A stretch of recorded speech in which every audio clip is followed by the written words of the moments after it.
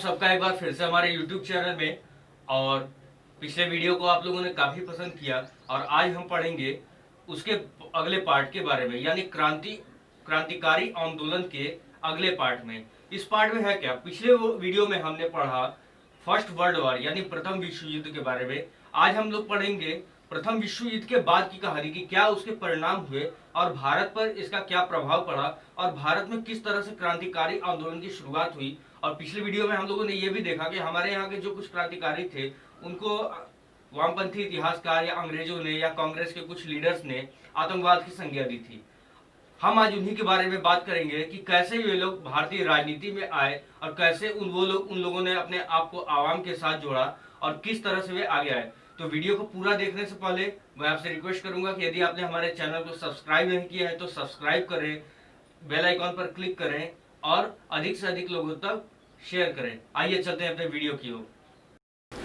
प्रथम विश्व युद्ध के दौर की असफलता, सरकारी दमन तथा गांधीवादी आंदोलन की शुरुआत ने 1918 से 22 के काल में भारत से क्रांतिकारी संगठनों को निष्क्रिय कर दिया। किंतु असहयोग आंदोलन की असफलता ने तथा साम्राज्यवाद के विरुद्ध बढ़ते जनाक्रोश ने उसमें नवजीवन का संचार किया। बंगाल में युगांतर व अनुशीलन समितियों का पुनः गठन हुआ, किंतु आपसी मतभेद व झगड़ों के चलते बंगाल का क्रांतिकारी आंदोलन शुरुआती दौर में कोई विशेष उपलब्धि प्राप्त नहीं कर सका।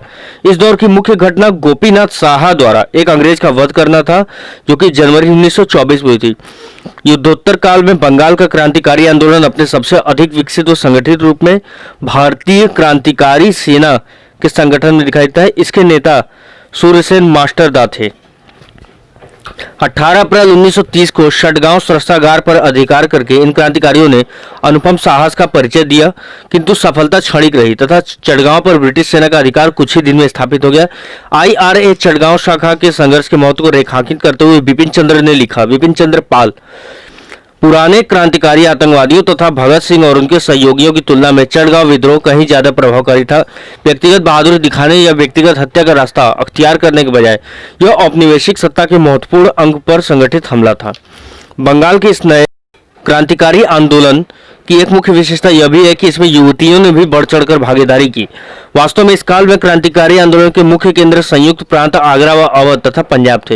इस क्षेत्र में क्रांतिकारियों को पुनः संगठित करने में मुख्य भूमिका सचिंद्र नाथ सान्याल तथा जोगेश चटर्जी की रही। पंजाब में 1926 में भगत सिंह, यशपाल तथा छबील दास द्वारा गठित नौजवान सभा ने क्रांतिकारी विचारों के प्रचार में महत्वपूर्ण भूमिका का निर्वाह किया। संयुक्त प्रांत आगरा व अवध में रामप्रसाद बिस्मिल, अशफाक उल्लाह तथा अन्य क्रांतिकारियों ने 9 अगस्त 1905 को काकोरी के समीप सरकारी खजाने को लूटा। इसे काकोरी कांड के नाम से भी जाना जाता है। ये काकोरी नामक जगह लखनऊ में स्थित है। इस संबंध में काकोरी केस में अशफाक तथा बिस्मिल को मृत्युदंड दिया गया। संयुक्त प्रांत तथा पंजाब में सक्रिय क्रांतिकारियों ने एकजुट होने की दिशा में भी कदम उठाए। अक्टूबर 1924 में क्रांतिकारियों का एक सम्मेलन कानपुर में हुआ। इसमें हिंदुस्तान रिपब्लिक एसोसिएशन की स्थापना की गई। काकोरी कांड से संगठन को धक्का लगा, किंतु नौजवानों ने उसे पुनः मजबूत बनाने के लिए कदम उठाए। 9 से 10 सितंबर 1928 को फिरोज शाह कोटला के मैदान में उनकी एक बैठक हुई, जिसमें हिंदुस्तान सोशलिस्ट रिपब्लिक एसोसिएशन का गठन किया गया। यानी जो हिंदुस्तान नौजवान सभा और हिंदुस्तान रिपब्लिक एसोसिएशन दोनों को सम्मिलित कर लिया गया और हिंदुस्तान सोशलिस्ट रिपब्लिक एसोसिएशन का गठन किया गया। 17 दिसंबर 1928 को HSRA के सदस्य भगत सिंह, चंद्रशेखर व राजगुरु ने लाहौर में सॉन्डर्स की हत्या कर उस अपमान का बदला लिया जो लाला लाजपत राय बर्बर लाठी चार्ज करके किया गया था। बता दें कि लाला लाजपत राय को लाठियों से मार मार करके उनकी हत्या कर दी गई थी। पब्लिक सेफ्टी बिल तथा ट्रेड डिस्प्यूट बिल का विरोध करने के लिए तथा बहरे कानूनों को सुनाने के लिए 8 अप्रैल 1929 को भगत सिंह व वी के दत्त का पूरा नाम बटुकेश्वर दत्त था। इन लोगों ने केंद्रीय असेंबली में बम फेंका। इसके लिए उन दोनों को 12 जून 1929 को आजीवन कारावास का दंड दिया गया।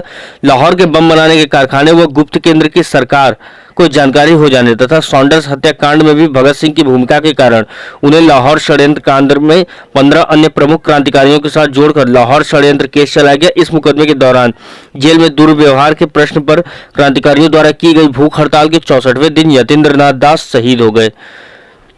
यतीन्द्र दास या कुछ लोग इन्हें जतिन दास भी कहते हैं।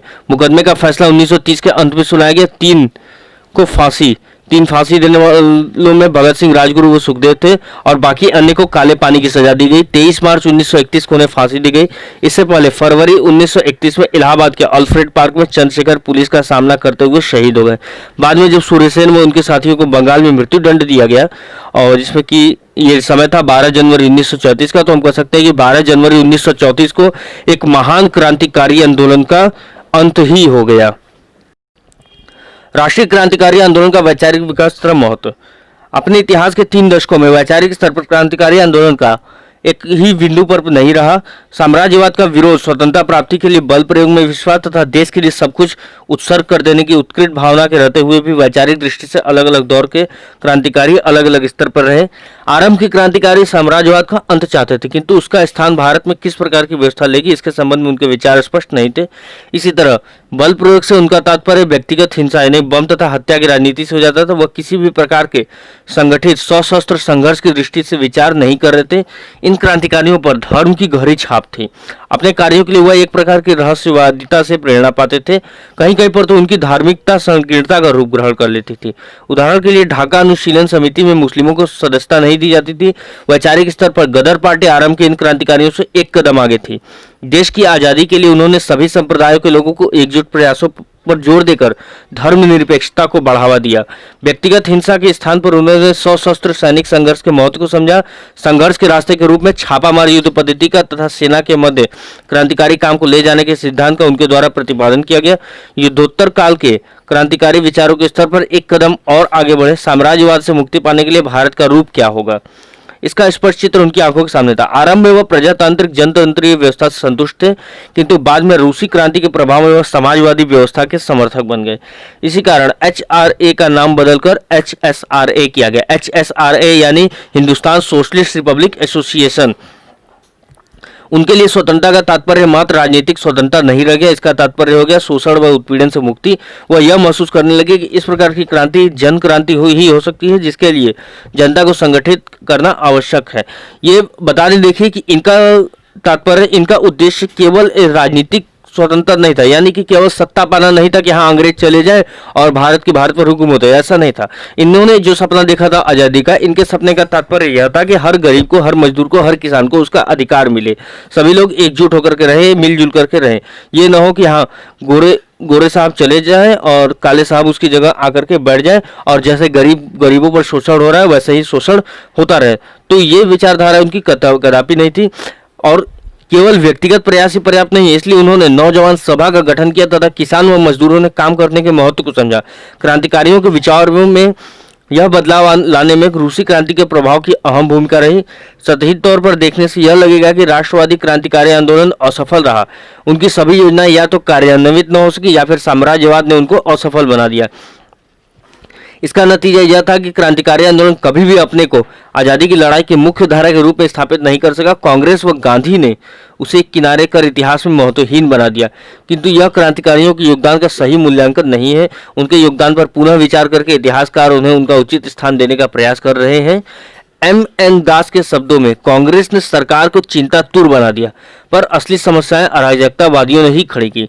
उनका तो यहाँ तक मानना है कि यदि उनकी एक के बाद एक लहर आती ही चली जाती तो इस उपमहाद्वीप पर बिखरे हुए मुट्ठी भर अंग्रेज इन अराजकतावादियों के हमलों को अधिक समय तक नहीं रोक पाते और आज़ादी वास्तव में जिस समय मिल सके उससे बहुत पहले मिल गई होती। क्रांतिकारी आंदोलन की भूमिका का अधिक संतुलन विवेचन बिपिन चंद्र के द्वारा किया गया।